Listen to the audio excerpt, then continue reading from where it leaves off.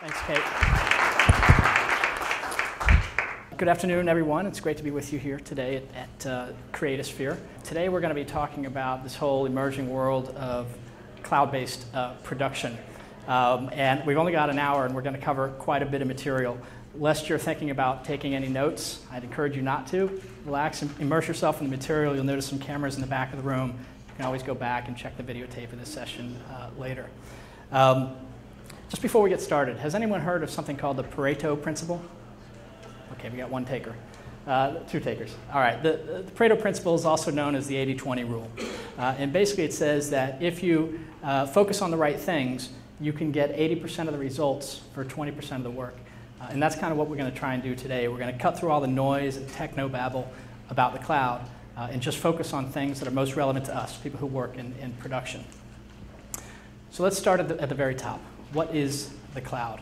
Now, there's actually quite a bit of confusion out there about what the cloud is. In fact, there was a survey that was just published interviewing people about and asking them what they know about the cloud. And 22% of people said that they admit they've pretended to know what the cloud is. 29% think cloud computing uses an actual cloud. Doesn't it, right? 51% believe stormy weather can interfere with cloud computing. And perhaps most tellingly, 54% claim to never use cloud computing. But out of this group, 95% of them actually do. So if you ask yourself, well, if so many people are using the cloud, what exactly are they doing, right? Well, if you use something like Gmail for your email, you're working in the cloud. If you share videos on YouTube or maybe share files on Dropbox or Google Drive, you're working in the cloud. Even if you use any of these social media apps like Facebook and LinkedIn, if you're using any of these applications, you are in fact already working in the cloud. So even if you can't define what it is, you're probably already using it right now. But let's try and define it, okay?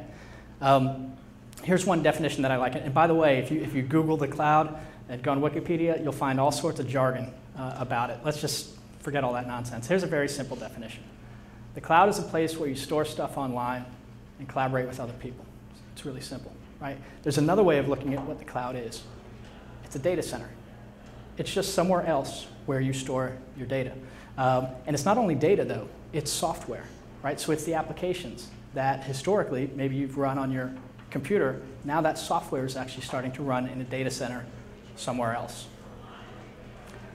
Now, here's a picture. Maybe you have something like this in your life, a tangle, a mess of cords, cables, flashing lights. This is what it looks like before you start working in the cloud, right? When you start working in the cloud, it starts to look like this. You can forget about the machinery and the hardware, and you just log in and get to work. It really doesn't matter what kind of device you're on, whether you're on a computer or your iPad or any of your various mobile devices. It really untethers you from the machinery. And as long as you can get online, you can work. And that's particularly important for people in production, right, who don't want to be chained down to an office. It means you can work anywhere as long as you've got a device and you can get online. Now, chances are you've been hearing a bunch of hype about the cloud. And you may be asking yourself, well, why? Why all the hype? Let me throw some numbers out there. Last year, there were 150 million people using the cloud. And here we're talking about, in the workplace, professional cloud-based applications. Forget all the Facebooks in the world. Facebook alone has 1 billion users, right? But in the workplace, 150 million people last year. This year, 500 people. So just in the space of 12 months, it's increased by threefold. If you look at the size of the industry, this year it's going to be about a $40 billion a year industry. In 4 years, it's going to be more than twice that, right? So it's already a big industry, and it's growing incredibly quickly. In fact, if you look at how fast this industry is growing compared to every other industry out there, if you look at, let's say, for example, the top 10 fastest growing industries in the world, that includes things like solar power, video games, biotech. But the fastest growing industry by a comfortable margin is cloud computing. And that's why you're hearing so much hype about it and it's getting so much media attention. Okay, that's the cloud at a high level, right? Now let's start zooming in to what it means in a production environment. My company, we like to really study the space and talk to people in the industry and say, hey, are you using the cloud? what tools you're using, how's it working out for you, and I want to share with you some of our most recent findings. First of all, actually, before I do that, there was a study that was just commissioned by Avid and Ovum Research, interviewing people, and they found that 23% of video professionals are using cloud-based production tools. Seems like a low number, right? But the next number is 75% are actively considering using them. So maybe that's why you're here today. Maybe that you're in that group as well. Now, for our research, in terms of what tools people are using, we sort of divided up into 5 different buckets, if you will. The first is email. And in our industry, most people are using Gmail if they're using a cloud-based email application. In terms of a shared calendar, Google Calendar seems to be the most common according to our research. In terms of file sharing, over the last few years, we've heard people saying mostly Dropbox. What we're starting to hear more and more often now is Google Drive as well, keeping in mind that Google Drive is literally half the price of Dropbox. And then you've got the next category, which are what we call production elements. So these are just production-related apps that help you do different stuff, right? So maybe you've heard of one called Script, like a cloud-based script writing application. Dottle, which helps you issue call sheets. Quick Film Budget, which does what you might imagine. And there's any number of these apps. It seems like new ones are coming out almost every day. The last category is around video collaboration. So uploading video files, editing them, sharing reviews and approvals, that kind of stuff. So you may have heard of a company called Fifth Kind, Media Silo, A-Frame. There are a number of different companies in that space. So that's fine, right? But there's actually a problem here. And the problem is what you see there. There's a lot of stuff going on. And so when you, as a practical matter, when you're working on a production, it can be kind of difficult to say to your team, all right, well, we'll log in here for that thing, we'll log in over there for that other thing. It can become a little unwieldy, right? So what you've seen over the last couple of years is a trend towards production management.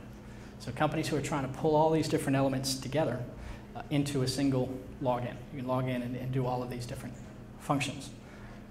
And there are some companies in this space who are doing some pretty interesting stuff. Maybe you've heard of Lightspeed or Real Clever. Definitely worth checking out to see what companies are out there. But the next logical evolution of this is when you start to marry not only the production management piece, but also the video management piece, because that's really the holy grail. And when you start to pull all that stuff together, you have literally everything related to a production in one login. And there's really 2 companies operating in this space. The first is Adobe. So has anyone heard of Adobe Story? One, okay. Has anybody heard of something called Adobe Anywhere? Okay, a couple, okay. There's some interesting things here, okay. Adobe is doing some really interesting stuff. First of all, Adobe Story and Adobe Story Plus, it's their script writing and scheduling tool, okay. Adobe Anywhere is, I think they just announced it at IBC, it's a cloud-based video editing platform. So if you're using Adobe Premiere, you can work on files that are up in the cloud and you can edit them locally on your machine. And they're doing some cool stuff in terms of metadata. So for example, you can take your script and put it in your timeline, right? So I think Adobe really gets it in terms of metadata, but there is an elephant in the room here, right? Which is, well, let me ask you guys. How many of you, I'll take a little straw poll. How many of you guys on your production use Final Cut Pro? Okay, and how about Avid? Okay, and how about Adobe Premiere? Okay, that's more Premiere than we usually see. Premiere, according to the numbers we get, usually about 5 to 10% of creative professionals are on Premiere. Most other people are on Avid or Final Cut. So when you start to go down the Adobe path, you should just know that that's steering you towards Premiere and away from Final Cut and Avid. And some people are reluctant to make that switch, even if the tools are good. Now the second company in the space is my company, Scenios. Now the best way to explain what Scenios is to show what it is. So I'm going to show you a little video. Let's go ahead and take a look. Do you work in production? If so, then you know how challenging it can be to collaborate with your team. Everyone is busy running around, working on tight deadlines, and maybe even in different time zones. So how do you collaborate? Maybe you use paper or email or various web applications, or more likely, all of these. But using all of these different tools can be really difficult to manage. Is there a better way? Now there is with Scenios, the virtual production office that's based in the cloud. Scenios is a comprehensive suite of powerful production tools that streamline the way you collaborate with your team. Write and edit your script collaboratively and in real time. You can even upload a script in the popular Final Draft format and share it that way. Create a shared production schedule to keep everyone in sync. Share critical location information so everyone shows up in the right place, on time. Create and distribute call sheets and confirm that everyone received them. Create and manage your budget while restricting who sees it by setting access permissions. Use the file cabinet to store all the documents for your show, or even create new ones right in Scenios. Send messages and alerts to individuals, to departments, or to the entire production team. Send them by email or instant message. Scenios also has a powerful set of video tools, so you can share video files, log your shots, and do reviews and approvals all within your web browser.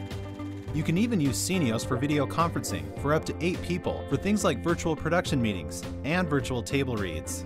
Use Scenios the way you want it in any web browser, on your Mac, PC, iPhone, or Android device. And if you've got a Dropbox or Google Drive account, simply connect them to Scenios, so you finally got everything in one place.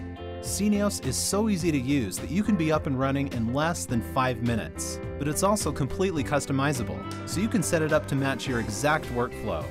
If you've ever got questions, you can get amazing customer service from a real live human being. So what's the best part? Scenios is completely free, including 5 GB of cloud storage. So get started now at Scenios.com and set up your free virtual production office in the cloud. Okay, so that's just a quick overview of what Scenios is. And in the materials for this session, it was described as giving you practical hands-on advice for these types of technologies. So what I'm actually going to do now is show you a real-time demo of exactly what it looks like when you log in and when you start using these tools and you bring together the production management and the video pieces. So you can really start to visualize what this all means. So what I'm going to do is I'm going to go into a browser, and I'm going to log into Scenios. I'm actually already logged in. But when you first log in, it takes you to your dashboard page. Okay? So you can see here your recent productions, and production could be whatever production is to you, TV show, film, commercial. And you can create a new production here.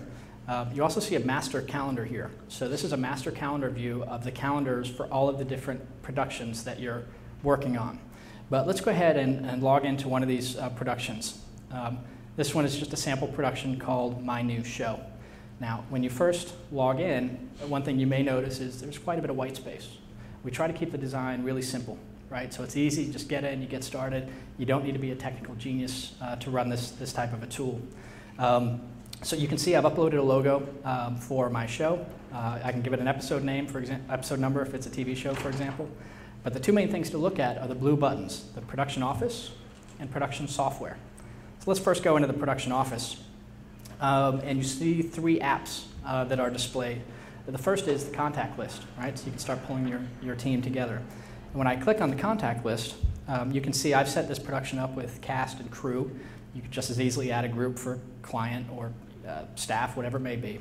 And if I open up crew, you can see that for this particular show, these are the departments that I've set up. These are all customizable. And so, for example, if I open up production office, you can see who's connected to the project, and you can do that within any of these different productions. Now, if you're working on a large show, maybe you've got hundreds of people working on it, you can also do a search here, and it'll, in real time, find that person directly in the contact list. Now, if you want to, once you've got this data in there, you want to then print out a crew list, for example, you can just click on the little print button here. It'll pull the data together, and it'll format a crew list that you can print out or email to people as a PDF. So once you get the contact list put together, you can start really collaborating with people. So the first thing you can look at is the calendar. So we've just seen how the calendar works in the master calendar view. This is just a very basic calendar, keep everybody synced up. It's not a shoot schedule. I'll show you a shoot schedule in a second. But this is just a high-level way to keep people synced up. If I want to create a new event, I just click anywhere on the calendar and create the new event. Very simple. I can move things around. I can create recurring meetings, look at the week view, day view. That's fine. Okay. By the way, what you'll see up here is a little permissions button. And I'm going to be talking about security quite a bit later in the session. So I'll table that for now. But you may say, well, maybe I don't want everybody seeing the calendar, or maybe I don't want everybody seeing something. There's a button here that says permissions. I can click on that. It opens up the people selector, where I can set permissions for this app. So I can give access to everyone, maybe just the production office, or maybe just this person. I click Save Selection, and then if somebody logs in and they don't have permission to see that app, it simply doesn't show up for them. And by the way, there's also a little video tutorial button here. So in any of these apps, you get in using it, you can just click the video tutorial. There's a little 2-minute video. The next app is a file cabinet, where you can create new documents in the cloud and also share other documents. So for example, if I want to create a document, I just click Create File. It says give it a name, I don't know, maybe a deal memo. And I can create a new document or a new spreadsheet. So I'm going to create a new document. And it's going to take about 10 seconds to open up here, because what it's doing is it's opening up a word processing application in the background. So I can go ahead and I can collaborate with my team in real time on this document. So here's my deal memo. I can just type in there. I can click Save. Then maybe there's some more stuff. Okay, I'm going to click Save again. So you get the idea, word processor, right? But there's a button up here that says More. And if I click on that, it opens up a little window where I can do things with this document. I can download it in Word format. I can distribute it out to people as a Scenios message. And you also see here revisions. So there's versioning, right? So I can go back at to any previous version of the document back in time if I need to do that as well.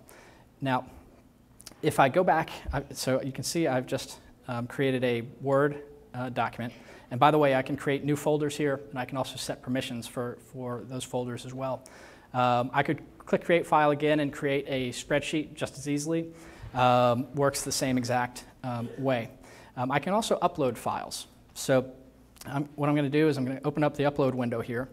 And let's see, I'm going to find some sample files. I'll just grab a handful of them here. Start the upload. It'll take just a second to upload these documents. You can upload pretty much any kind of document that you would find yourself working with.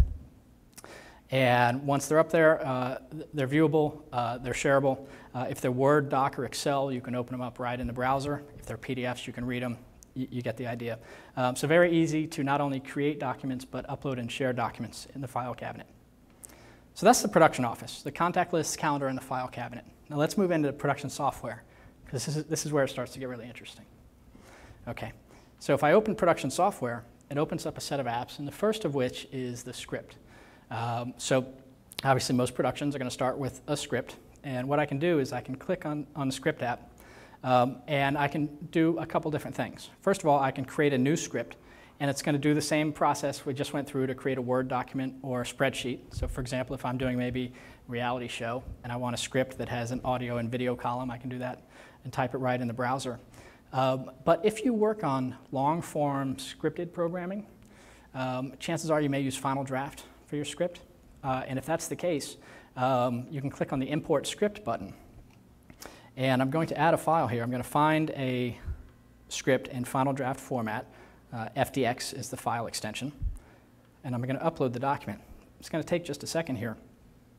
But what you're going to see is the document has been uploaded. You can see it's an FDX file or Final Draft, but it's converted it into a Scenios Pro file. Okay? And if I click on that file now to open it, what's going to happen is I am now going to be able to read the Final Draft script in the browser. In other words, I don't need to spend $200, and everybody on my crew doesn't need to spend $200 to read the script. You can do it right in Scenios. Okay? So you can see here's the script here. I'm viewing it right in the browser. It's formatted exactly as it is in Final Draft. So if in Final Draft it's 100 pages long, it's going to be 100 pages here as well. I can scroll down, read it, that's fine. Now if I want to add a comment onto the script, there's a little comment button here. So I can click on that. Maybe I want to change this. I can add a comment. And now you can see the comment has been added here. And other people can see comments that everybody has made. I can also, if I want to highlight the script, I can just click the little highlighter here and highlight sections of the script. So very easy to read, highlight, and comment on the script. Now, what you're going to see over here is a listing of all the scenes. Okay, so what we've done what Scenios Pro has done is it's assigned a unique scene number to each scene. You can see here are the scene headers here. And if you can see these grayed out numbers here, that's actually something that's really powerful because if you've ever broken down a script, you know that you assign a board ID to each character, right? And the way you generally do that is you figure out, all right, who has the most lines of dialogue? All right, that's character number 1. Second amount of dialogue, that's number 2, and so on. And you give everybody a board ID. But what you're seeing here is that Scenios has automatically created a board ID for each character, saves a lot of time. So you can see at a glance which characters are in which scene. You can also see here how long each scene is in page eighths. Now, if I click on a scene, let's say I'll click on scene number 2, it opens up over here the breakdown for that scene. So I can start to break down my script, okay? So you can see here's the scene header, interior apartment, living room, day.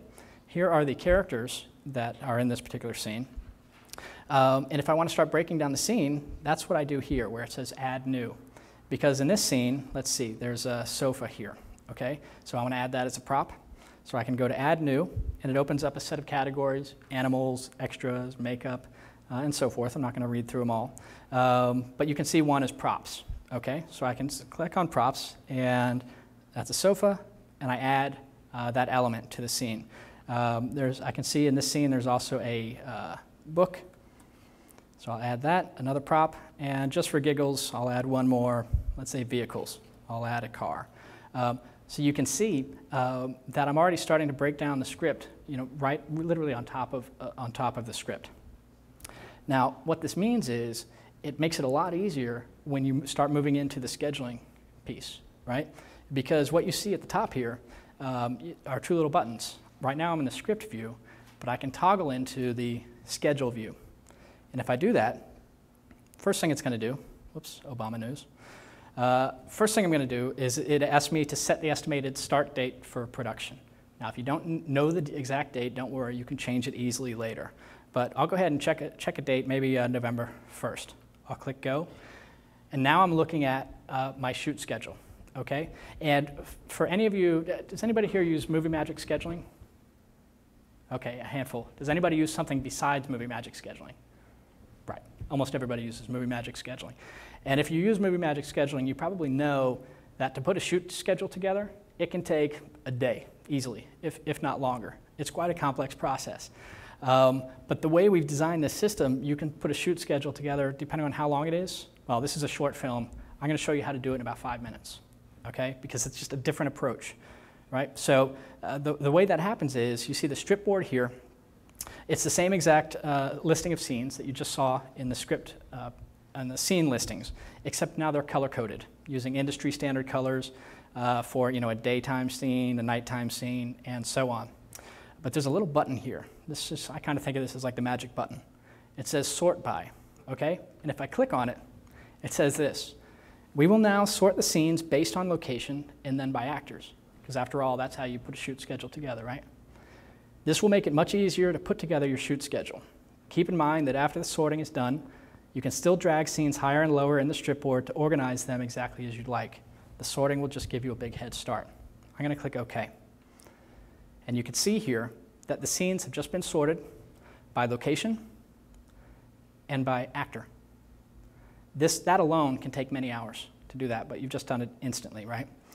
Now, the next part of the shoot schedule that you want to do is start scheduling the scenes. And the way you do that is you just take the scene and you drag it onto the calendar, onto the schedule. And you can see, I'm going to start with the scenes that are shot in the apartment.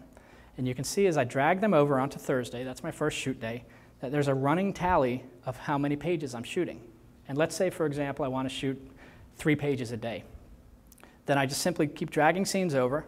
Now I'm at 2 3/8, 2 5/8. That's close enough, right? Now I'm going to move into the next day. And you just keep on dragging scenes over. They're already sorted, again, by location and actor. And you just want to make sure you're shooting about the right number of scenes, of pages per day. Now, I've just finished up all my apartment shots, right? Saturday and Sunday. Usually we take Saturday and Sunday off, right? So I'm actually going to mark that as a day off. So I'm just going to click on Saturday, and I'm going to add an event, day off. I'm going to do the same thing on Sunday, day off. And we're going to pick shooting up again on Monday, And so now I'm shooting all my Lincoln Center shots. I'm just going to drag all these in here. And now next day I'm going to head to Prospect Park. And you get the idea.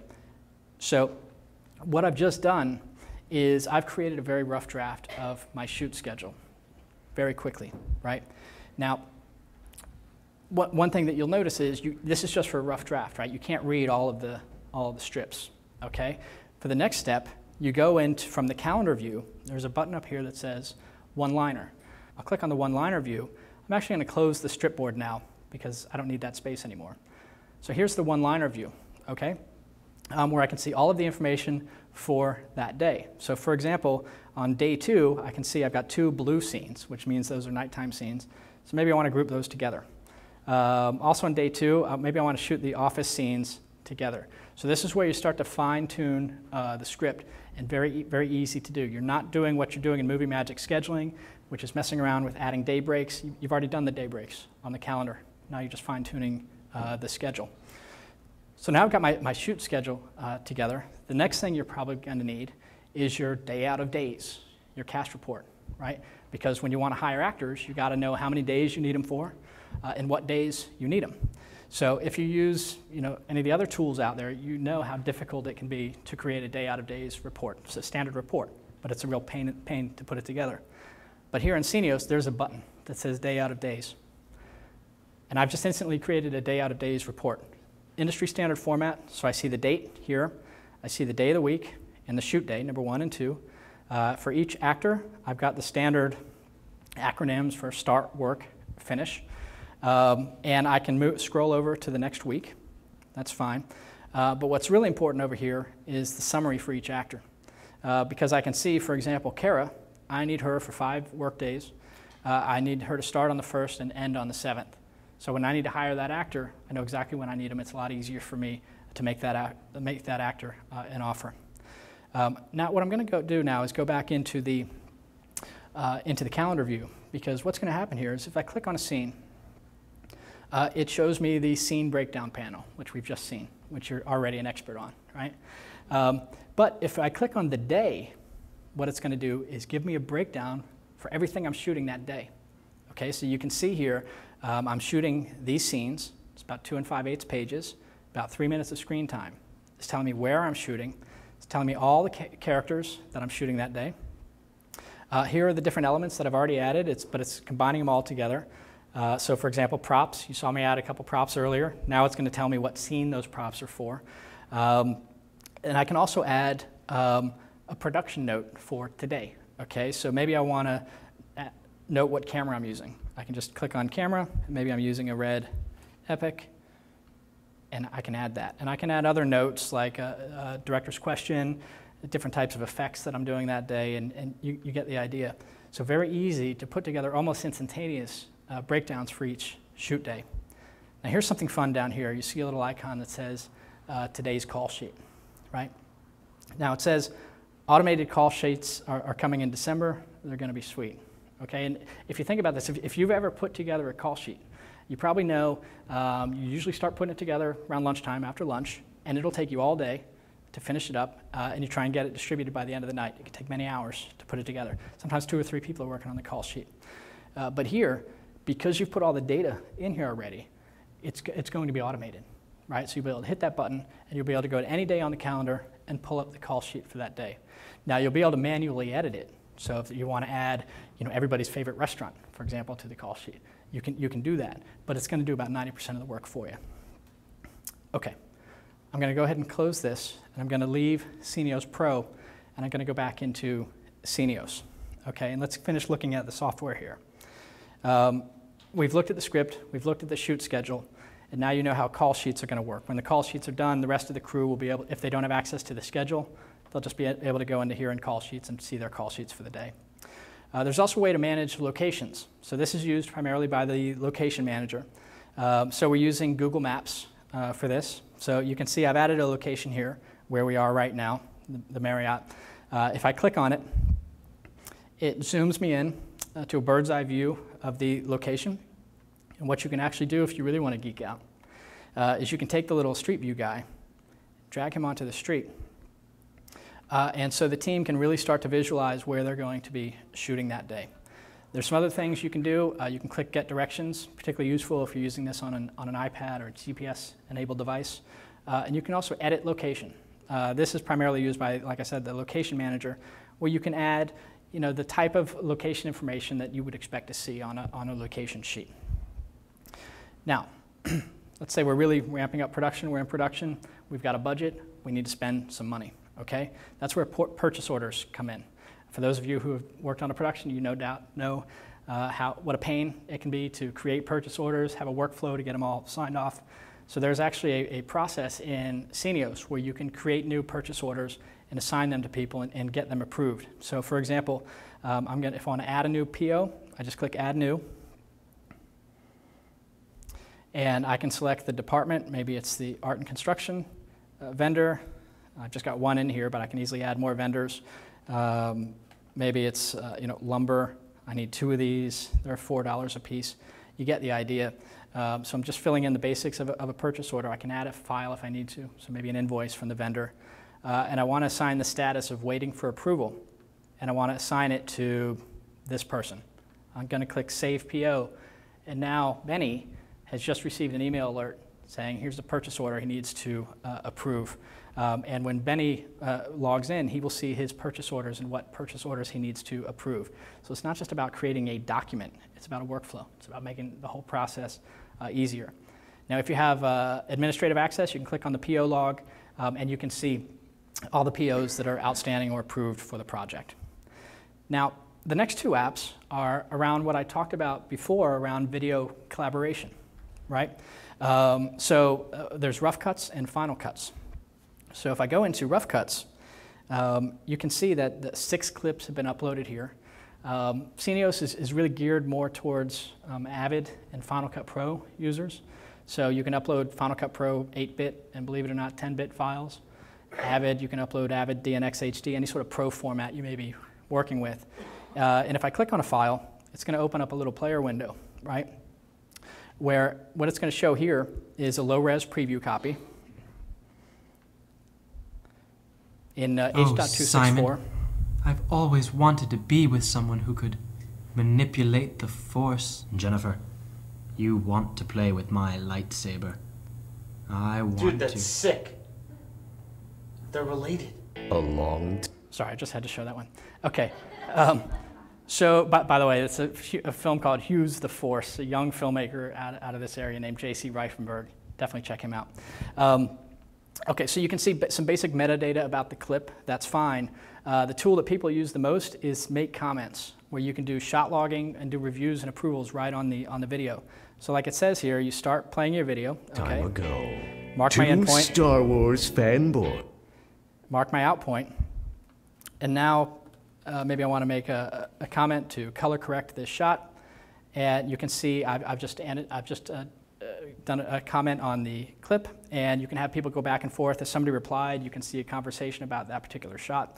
And you can even, if you're so inclined, you could go and print out, for example, the shot log in the comments that people are making. Sometimes people like to use that in the edit suite.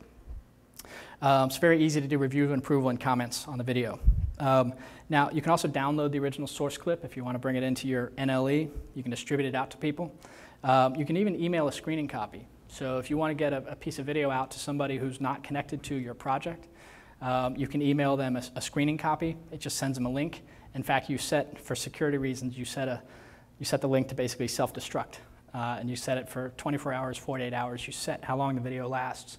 And they get the link and they click on it and they can open it up without being logged into Scenios. So very easy to share and collaborate on video in Scenios. The last app here is a wrap book. For anyone who's ever put a wrap book together, you know it can be kind of a painful process.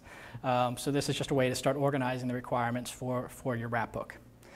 So those are the key apps in production software. But you may have noticed in the video that it said that Scenios is easy to use, right? You can just dive in and start using it like this, but it's totally customizable, right? And the way you do that is there's a little button here that says Customize. And if I click on that, I can do things like upload a new logo here. That's fine. You can see here the different apps. So maybe I actually don't want to use the file cabinet. I can click Edit, Hide, and then save my changes. and now you can see that that app is gone, okay? But what's more interesting, oh, and by the way, I can move apps higher and lower, I can arrange them how I want to, and then they're changed over here. But what's most interesting, and I think most powerful about customization, is you can actually create your own custom apps. I'm going to show you how to do that. There's a button here that says Add a Custom App. Let's say I want to add a custom app in the production office. Like it says, adding a custom app is really easy. Select a template. Calendar, and there's a number of different templates. Calendar, file cabinet, you can embed a web page, and there's little videos for each. I don't have time to go into each of them. But you can create your own apps and set up your production exactly the way that you want to for your own workflow. Now, there's one other button down here that's production settings. I'm not going to go into all of this. I just want to highlight this button here. It says duplicate. If you're working on a television series, for example, you can create one project, click duplicate, and duplicate the project. It makes the second episode a lot easier to put together. Now, you see down here, there's a what we call real-time communications panel. And if I open that up, I can see people that are online and that people that are connected to that are offline. So for example, I could send Elizabeth a text message through here. That's fine.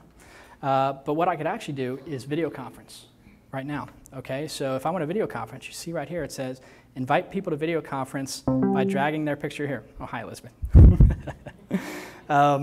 Okay, so I can drag Elizabeth here, okay, into the box, and I'll click the check mark, and it's going to open up a little panel, a little video conference window. It's loading. This is using Flash in the background. It's going to ask me to turn on my camera. Go ahead, click Allow. It's going to take just a second here. Hi, guys. Oh, good. Elizabeth is going to join. Hi, Elizabeth. In the back of the room, my ringer. Okay, so you can see how easy it is. You can video conference instantly, and you can actually video conference for up to 8 people. So people are using this for like virtual production meetings when you can't get everybody together. Okay, last thing I want to show you. First of all, if you ever have any questions on Scenios, there's a support button. You just click support, submit a ticket, and we'll get back to you very quickly. But if I go back into my dashboard, now that you're all an expert on Scenios, you know how this all works. There's one other thing I want to highlight here, which is a section called My Personal Stuff. And that's where you can actually integrate your Dropbox, if anybody uses Dropbox. Google Drive is coming out next month. So you can really start to integrate all the different aspects of your cloud life, if you will. Okay, so that's a quick overview of what it starts to look like when you start using these tools in the cloud. You may be wondering about the pricing. You saw in the video that Scenios is free, completely free, including 5 gigs of cloud storage. Scenios Pro, that you saw with the scheduling and the script tool, that's $49 a month, but that's in beta through early next year. And that's going to be free while it's in beta, so it's probably a good time to check it out. And there's also something called Scenios Executive, which just has more reporting and administrative tools. So that's Scenios at a high level, right? But let's bring it into the real world, okay? So maybe you work in television, maybe you work in reality television. Maybe there's a show that you've heard of called Tanked. It airs on Animal Planet, and it's produced by a really cool company called Nancy Glass Productions. Let's go ahead and take a look.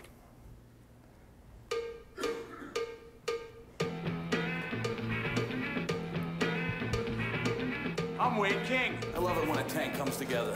I'm Brett Raymer. Yeah. We're New Yorkers who moved to Las Vegas to follow our dreams. To create underwater worlds like no one's ever seen. It's my vision right here. We build aquariums. We're the #1 aquarium builders in the world. We can build anything.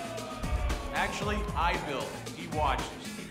That'd be useful. Go get lunch or something. It's a family business for sure. I was forced into this relationship. I married Brett's sister, Heather. Those are not fish, those are sharks. I am not going in that tank. Are you out of your mind? Brett!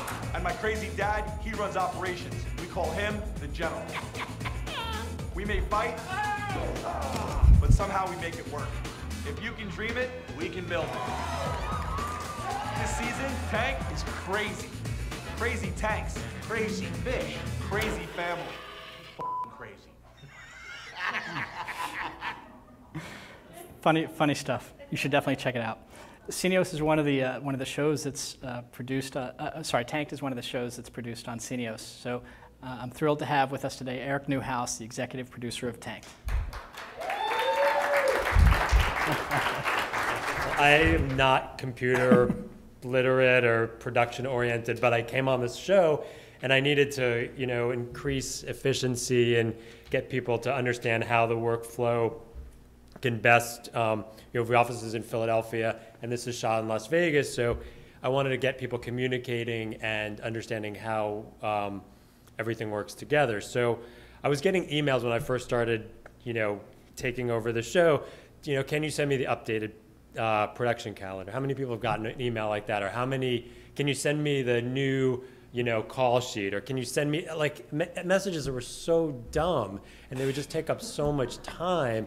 I'd have to go through my, filing cabinet. I was like, there must be a better way to sort of organize all this information so I'm not answering all these dumb questions all day long. So I came across this program, Scenios, and I was like, thank God.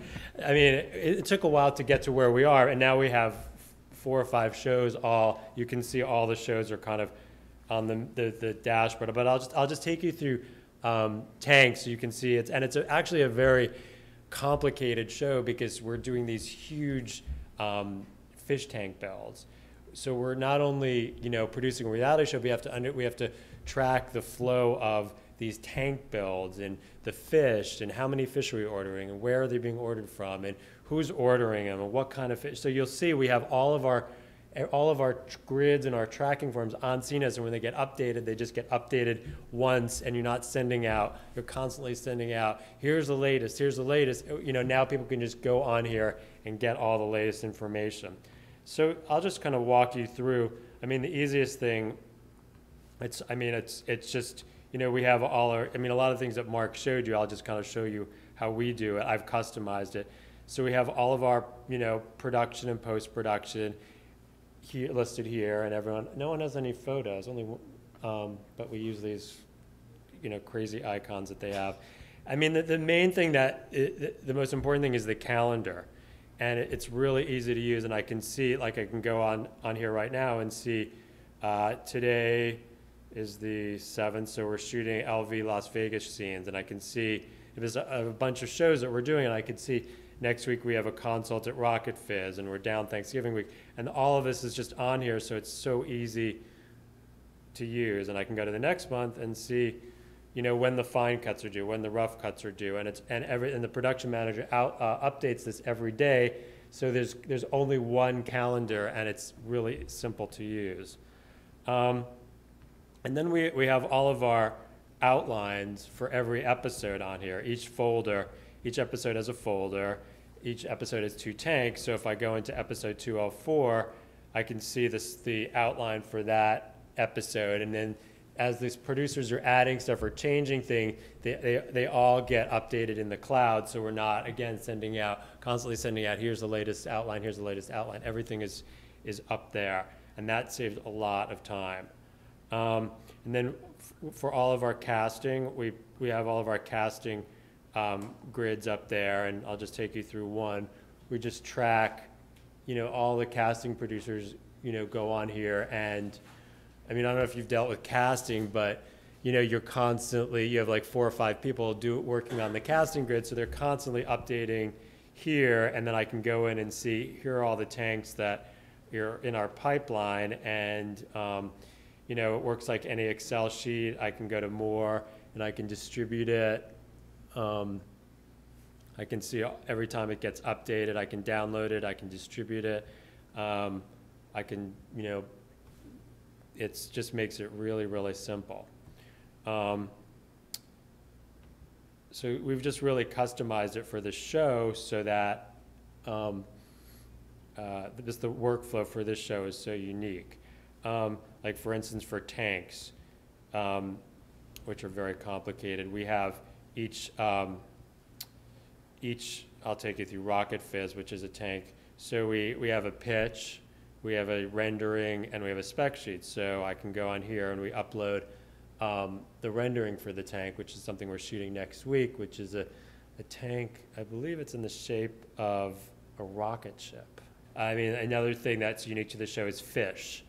We have to track all the fish for every tank. So we have And we have an outside consultant that manages all the fish and the livestock. So we've created for him a grid to manage the fish for each tank, so I can go in and see, oh, we did a tank for the producer of Jackass, so I can go in and see.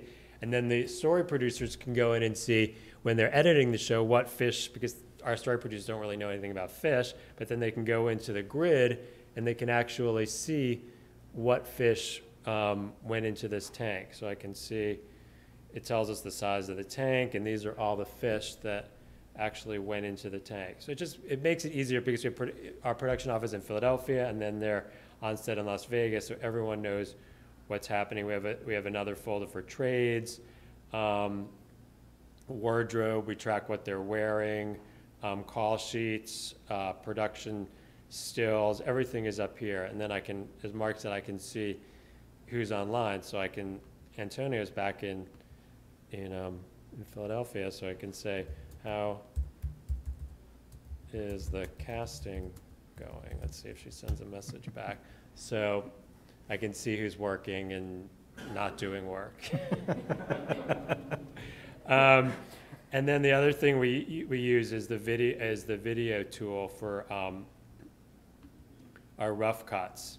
So we can upload them here, and if you've ever, we can put all of our notes into Scenios, so I can watch it here, and then, as Mark said, I can make my comments. I can mark in and out points, so I can say, this shot doesn't make sense, move it here, and I can just mark all of the in and out points. So that's how we use it for that show, and then, we're now using it for, we just had a show premiere this week on Travel Channel, Dangerous Ground, so we use it for that. We have all of our development, and then we have a show called Fat Family Rescue, which we just started. And then I can see every time someone uploads a document, I can see everything on the show. So even though I'm in Philadelphia, I can see exactly what's happening and what people are doing. And I can see I'm also out of time. So, it's been really helpful to get this, this beast of a show running smoothly. Anything else? Right. Thank you. Cool.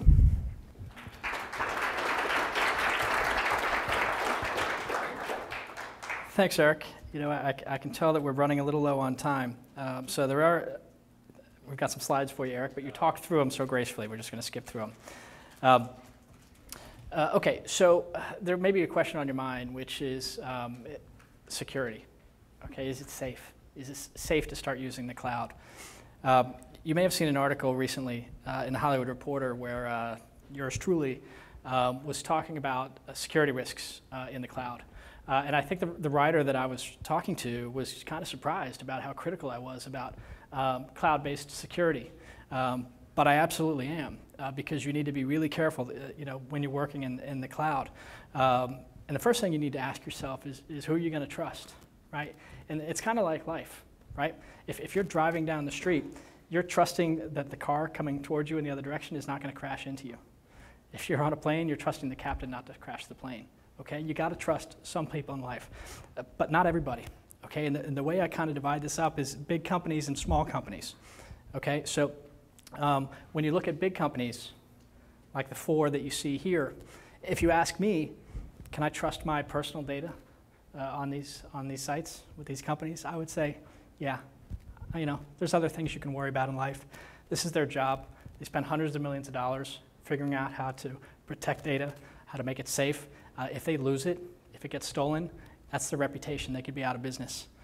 So yeah, I would trust these particular 4 companies, which are 4 of the largest companies in the space. But when you look at smaller companies, right? We looked at a lot of the smaller production-based apps that are out there. My advice here is simply trust no one, okay? Unless they earn it. And there are some very specific things that you should look for when you're looking at evaluating these different kind of tools. And there's really 7 things. And again, these will be on the videotape later if you want these. But there's 7 things you should look for. And just to go through these quickly. First of all, make sure they publish their security and privacy policies. And I'm not talking about like on Facebook, where it's buried somewhere in the fine print. On the homepage, they should talk about how they protect your information. They should have a strong track record. Google them. okay? See if they've had any outages, any theft of their data. They should give you something called, what geeks like me call 5 nines, 99.999% guaranteed uptime. In other words, the site is not going to be down for more than 5 minutes a year, and they should guarantee that. You should also know where your data will live. Some people think, it doesn't really matter. It does matter, okay? There are 2 companies, Amazon Web Services and Rackspace. You may have heard of these companies. Between the 2 of them, they have about a 90% market share of the infrastructure behind the cloud, right? You should make sure either one of these companies are fine. My 2 cents, Amazon is the best, but either one of these companies are fine. If you find a company that either doesn't disclose what they use, or it's not one of these, it's a warning sign. You should also have off-site backups. Okay, so you may have heard in the news there have been a couple outages on Amazon Web Services. Okay, so maybe Foursquare, some of these other sites, you may have heard of this, right? Well, here's the thing about that. Amazon Web Services, for example, has 2 massive data centers, one on the East Coast and one on the West Coast. And if you're a company like mine, you can choose to put your data in one, or you can spend a little bit more and put it in both. And what you want to do is put it in both, because if one goes down, it fails over in real time to the other. So when you hear about these companies that have gone down because of Amazon Web Services going down, shame on them, because they're not spending the money to protect the data. It's very easy to have offsite backups, and you should demand it.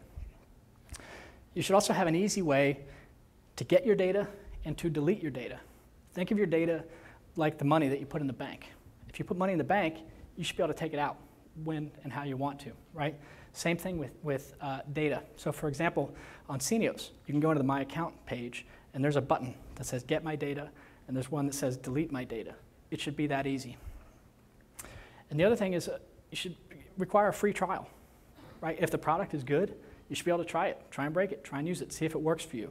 And only start paying if it's working well for your particular workflow. Now, has anybody heard of something called the private cloud? A couple. Okay. Everything that we've been talking about here is what's on the quote-unquote public cloud. And the public cloud is great. Like if you're a freelancer or an independent producer, maybe a small, medium production company, it's great. It's fast, it's cheap, and more reliable every day. But if you're a large media company, maybe some of you work for large media companies, there's a reluctance oftentimes to take their data and put it in the public cloud. I get that. They literally want to keep their data on the lot in their building. That's fine. But what you're starting to see is, first of all, you're seeing a lot of the innovation, the real innovation happening in the public cloud. But for larger media companies, they're now starting to take technologies like Scenios, for example, and installing it on the private cloud on their own servers, and that's fine too.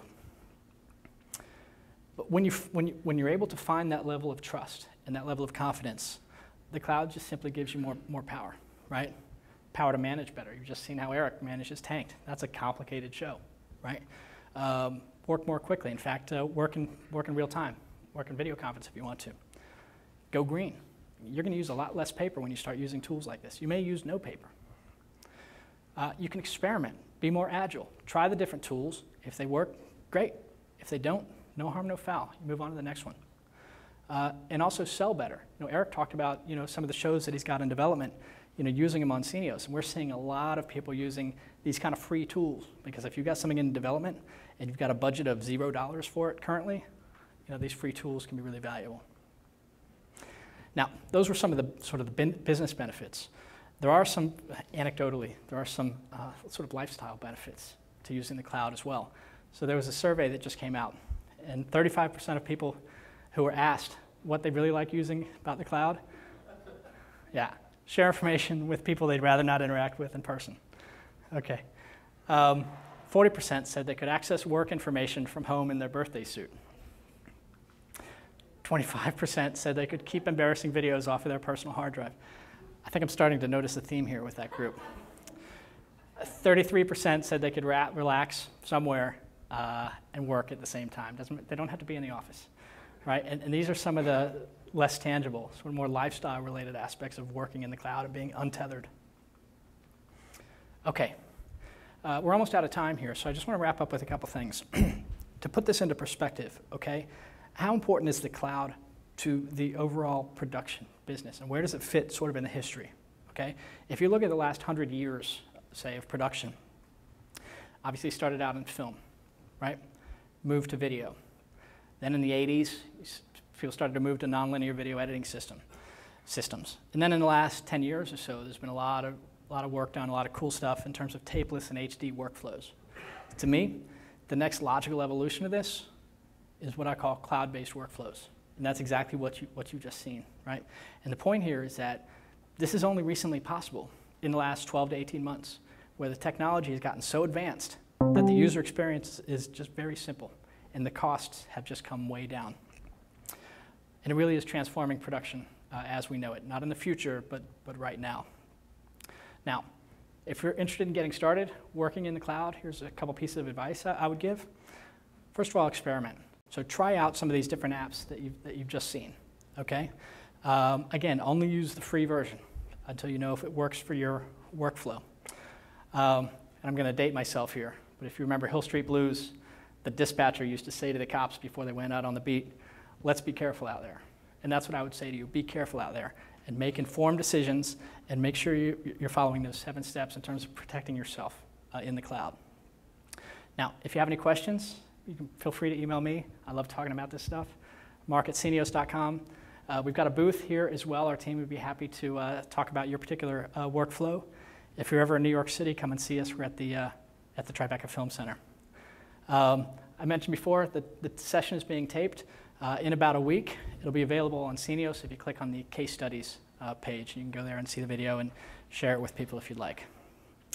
And with that, I'd like to thank Eric for traveling from Las Vegas to Philadelphia to see us today, and all of you. Thank you.